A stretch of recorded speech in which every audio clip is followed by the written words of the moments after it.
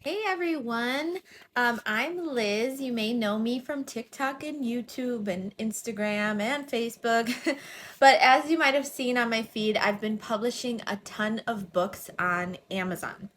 And I want to share with you some of the tips and tricks of what I've learned while doing that. I just started in October and I've already published probably about 8 books. Here are some of them. I want to show you the books. I want to show you, like I said, what I've learned, what not to do. I am pretty new, so this is really good for a beginner. So when you first start off on Amazon, if you watch videos, they tell you to find your niche. And they also tell you to search key terms on Amazon to see what everyone is looking for. And when I searched, I wanted to make a coloring book, but I wanted to obviously have a niche in the coloring book area. And I failed to think about myself and my personality. So what I want you to do is first, before you search Amazon to see what people are looking for by typing in coloring book, adult coloring books, kids coloring books, teddy bear coloring books, whatever that may be, think about your personality. And I'm going to tell you how I got myself in a little bit of trouble personally and how I felt by the book I made. This is funny. So this is the book I made. I don't know if you can see it, but it has a swear word on it. And it does say, go fuck yourself. Things you wish you could say out loud. And then it says, swear word adult coloring book for stress relief. Now, when I looked up coloring books, I figured, adults, they have money. A lot of adults are searching for swear word coloring books. But I didn't think of what I was putting in this book. I put in this book a lot of my feelings about, real life things that I feel that I really didn't feel comfortable sharing after I published this book. Um, it's cool, it's cute, it was fun, it was my first book. But I don't like it. I didn't want this to be what represents me. So I did end up taking the book down and I don't sell it. No one ever bought it. No one ever saw it. That was a way to learn. But I don't want you to learn this way. Really think hard before you put something out into the world. You can also use a pen name, but I didn't want to use a pen name. I wanted to use my own name so I could use my social media to sell the books. So another thing was, I had to determine what kind of niche I wanted. And ultimately, I did start making coloring books for children. When I made the coloring book for children, I had the Go F Yourself book, in my account.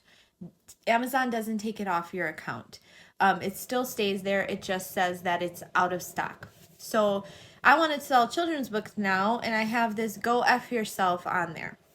So I started creating children's books and I made a pen name. Amazon allows you to use any name you want and create another account. It's called Amazon, or it's Author Central. And that's your author's page. So now I have 2 authors' pages.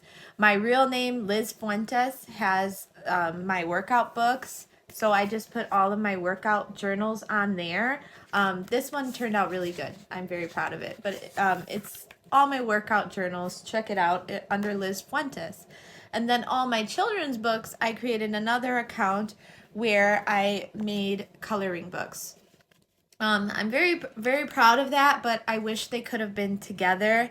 So now I'm Sarah McNutton. That's my mother's maiden name for the coloring books, and I made a little, I branded myself. So that's nice, and I learned a lot. I learned to put images of the inside of the coloring pages on the back of the book because Amazon does not give you visibility on their platform. I think unless you pay, maybe if you pay for it, they only show the front of your book, the back of your book on Amazon, and then the first page.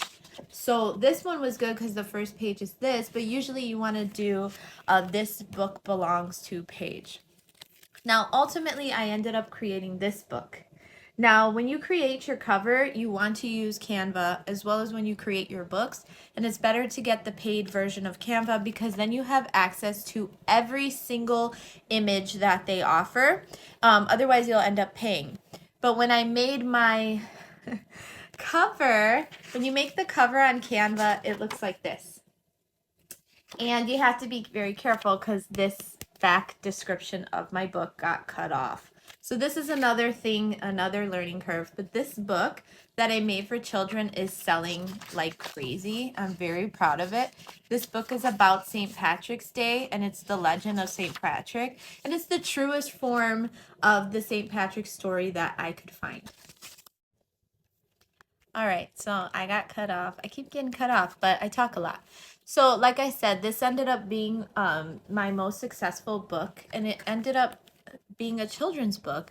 And one really important thing is holidays are a really good sales time. So if you gear your books towards children, children are still reading books. Parents really want their kids to read books, and give them some substance. So you have to understand that you are selling something that people would want to spend money on. So how is what you're selling going to help them?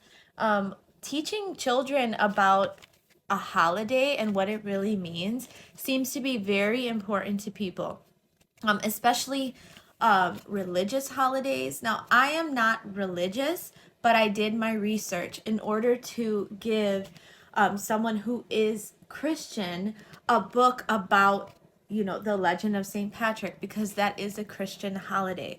The whole reason there's St. Patrick's Day is because Patrick brought Christianity to Ireland. He was a slave in Ireland. He's not even Irish.